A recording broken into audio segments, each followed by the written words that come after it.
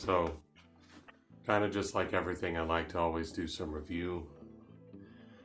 One of the things that we are working with specifically today, we're working with this lung channel when we were tapping. The reason that when we're tapping, we're going down the sides, this is helping us work with, you say, this is stomach 21 and stomach 25. This is a big place where like worry is stored. And so like when there's things happening or we're worrying about the future, it's a nice way to, if you notice it's 21, 25, it's the channels going out. The stomach channel starts in the eyes, like well in this area, right? And so what we're doing, we're bringing it out of our bodies. And then if you notice later on when we're like sweeping down, we're moving down, we're getting it out of our bodies, following this natural energetic pathway. And of course, where we're always storing down here in the lower dantian. And then if you see, there's this connection with the kidneys that comes around and connects, but also we have this channel here, right? This microcosmic orbit space that we're always going to be focused on. So even as you listen now, you can feel this pathway. As you're inhaling, you're coming up and down.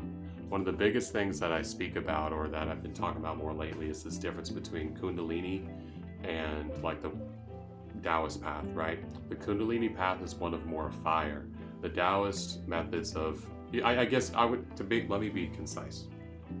The Kundalini path, you could say the Tantric path, a lot of it is a path of fire, right? It's about ascending the energies to go up the spine, right? But what happens is you have this very fire imbalance, right? You have these people who, you look at Tantric masters, a lot of them are around women all the time because they don't have that yin or that water energy in themselves. So naturally they attract that, but they need them around them to not burn off. Allow them to start to go bald because literally there's so much energy rising up that it burns their hair off of their heads.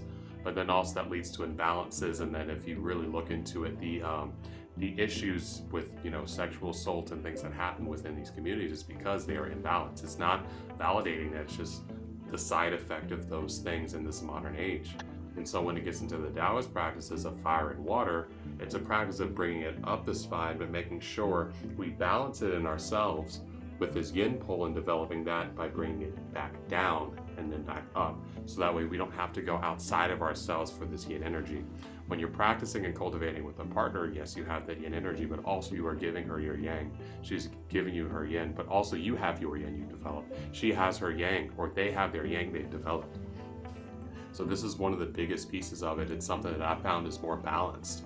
It's a more balanced path that allows you to be able to integrate the knowledge into your life.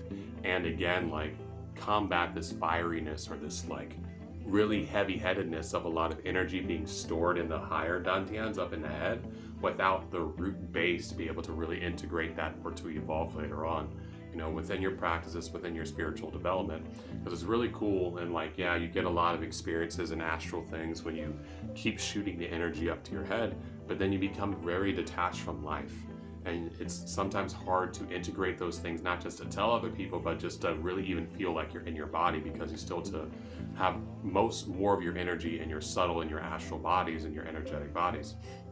But by doing this, giving us a solid foundation, our lower dantians, we can then, as we expand and integrate into our subtle body, into our astral body, into our causal body, we have a solid grounding in our physical bodies as well. So that way we can actually bring that information back and forth and bring that into our waking life and not have to be sitting in meditation or away from others to be able to experience these states of consciousness.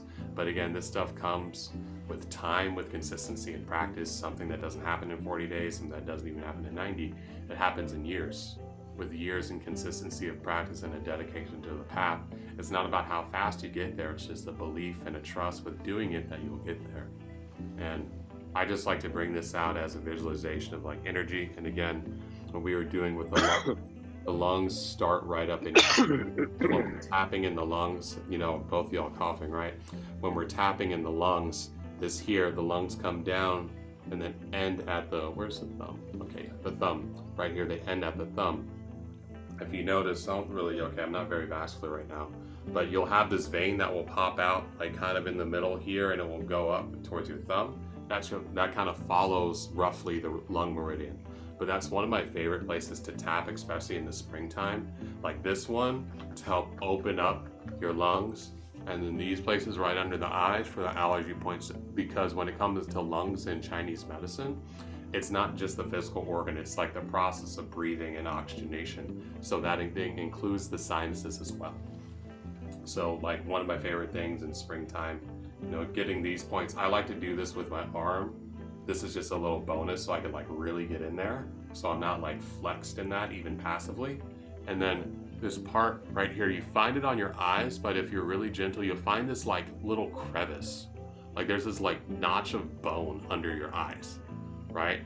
You find this place here, and then like you go one finger right underneath that, those are those allergy points. And it's gonna be right on top of your gums right here. You're gonna find another crevice here. You might feel like, when I do this, I feel actually like kind of a stink, like I feel like a little sharp thing. If you do this a lot, you'll sneeze. Or if you're congested and you do this like a lot, just be prepared. Snot will come out, but it will open you up.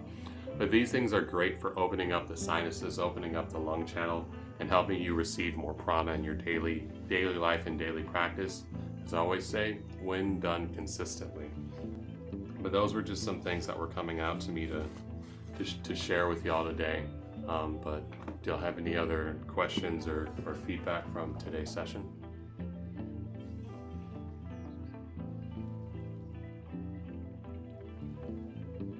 I will say that I felt great. I came right from a yoga class, and that felt really good. I could really feel, especially when we were doing, I forget the official name for it, but the archer movement.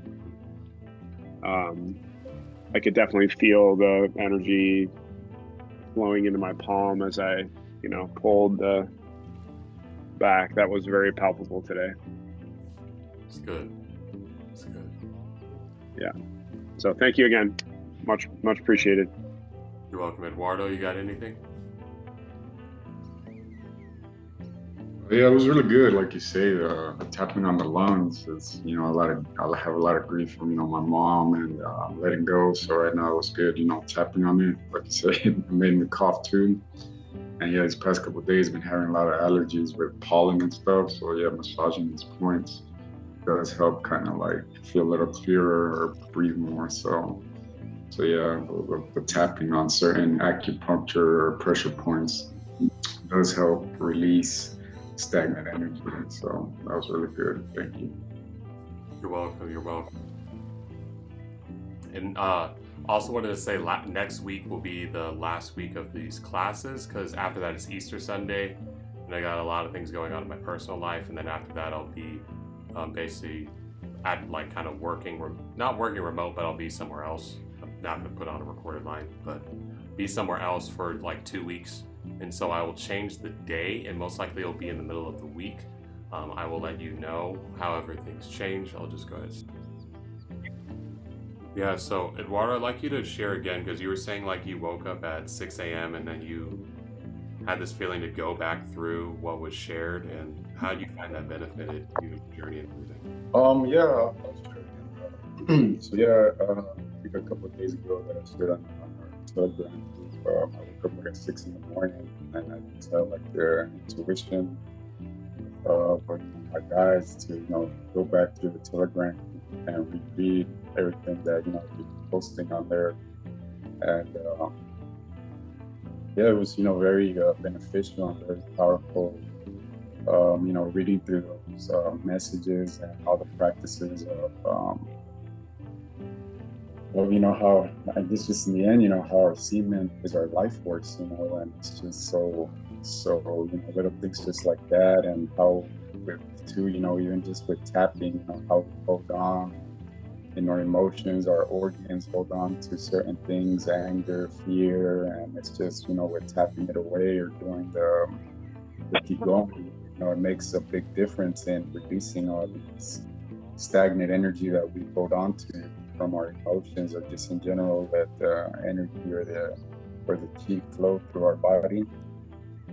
And a lot of gratitude for you, making time to post all this wisdom and sharing all this information with us. And yeah, it was really well that I had that free time while the baby slept, and Annabelle was resting to just reread everything. And to tap back into my roots. So when I used to practice Qigong and Tai Chi, and it feels good to practice again or see it again. So it's just a reminder that I need to be more diligent and disciplined in my training to practice more diligently and often. So thank you, and a lot of gratitude. You're welcome, man. Joe, how's your experience going, like, on this retention journey? It's going really well. So today, I think I've mentioned this a couple times, but I had a little bit of a head start on the group, like 2 weeks head start. So today is actually my 40th day, Nice. and I totally feel a difference. Like it's to the point now where I can feel the chi in my lower dantian, and like unless I actively engage in the microcosmic orbit breathing, like it feels like it's about to be a problem. I know it's not, but it's just me sensing it. It's me sensing the an amount of energy in that area of my body that I haven't really paid attention before. And also I've never, done anything with retention before. So at least not for this long. All that said, it's just amazing to me what you can feel and what you can do when you participate in this type of thing. I've produced more creative content in the last month than I have in the last year. So it's definitely working for me, and it's definitely something that I plan on, integrating into my normal life. Not just for these 40 days, but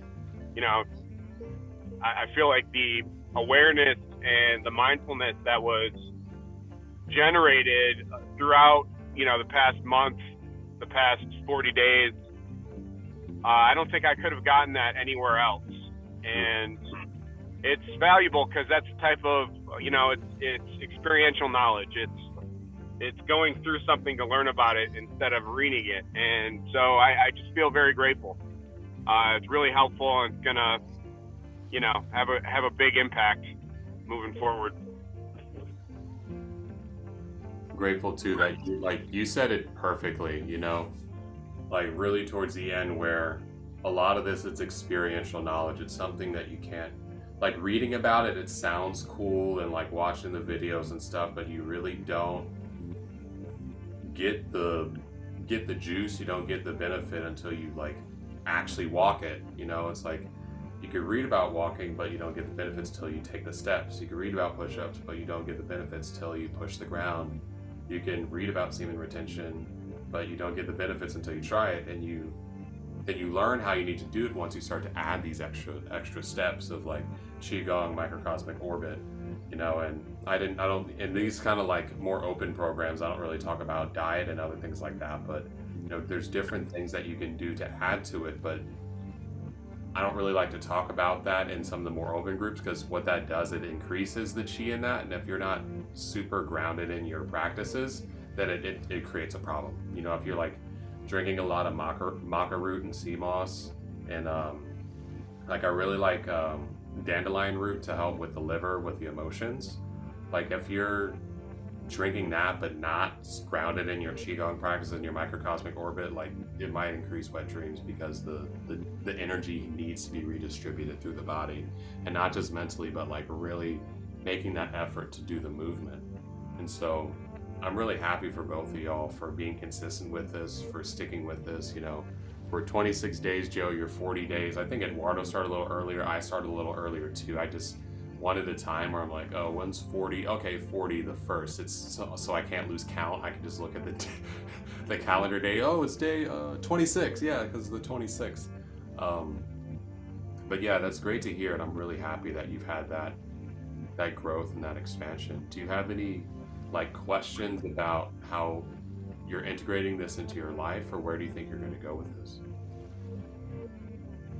I don't really have any questions, but you know, and I think I may have shared some of this when we were down in Mexico. But I'm at a point in my career where I'm very much in a blossoming stage. I'm, you know, starting to venture out into my community and, you know, kind of advertise and let people know about the different healing modalities that I'm practicing and that I'm sharing with people. And so I think that having this little extra, you know, arrow in my quiver, or this little extra bit of energy to draw upon, I think is going to be a game changer for me, especially, you know, like I said, it's just such a creative and, you know, potential laden time for me. It's just all about, you know, the energy of spring is coming together, you know, right at the right time. The energy of the earth right now, you can see it in the trees, all the buds and all of the, you know, like I said, potential energy that's just coming out of the earth. It just seems to be all very synchronistic. And so just very grateful, again, for the practice. I don't really have any questions. Beautiful, man. It seems like you're about to say something else. You there? I lost you for a minute. Yeah, I'm still here. You must have switched. Your audio's a lot clearer now. Okay. Yeah, I'm just getting home, so. Okay, cool. Eduardo, you have any questions or anything else you'd like to share?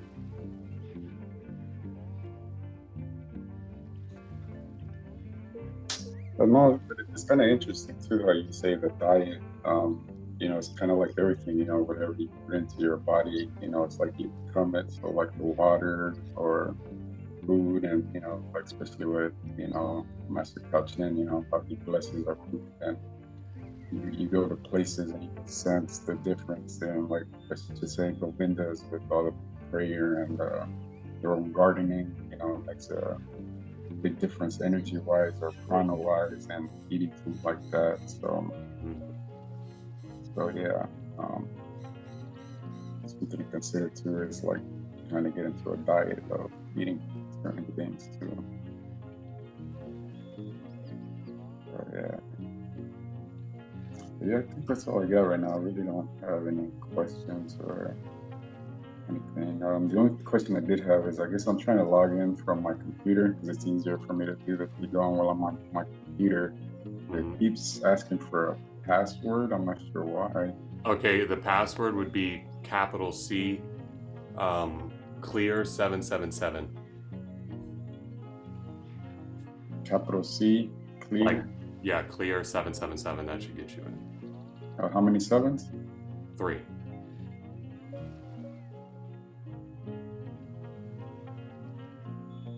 Okay, perfect. Like, cool. Then we could go ahead and move into the Qigong. We'll keep this. Probably mute yourself so it doesn't do the loop thing.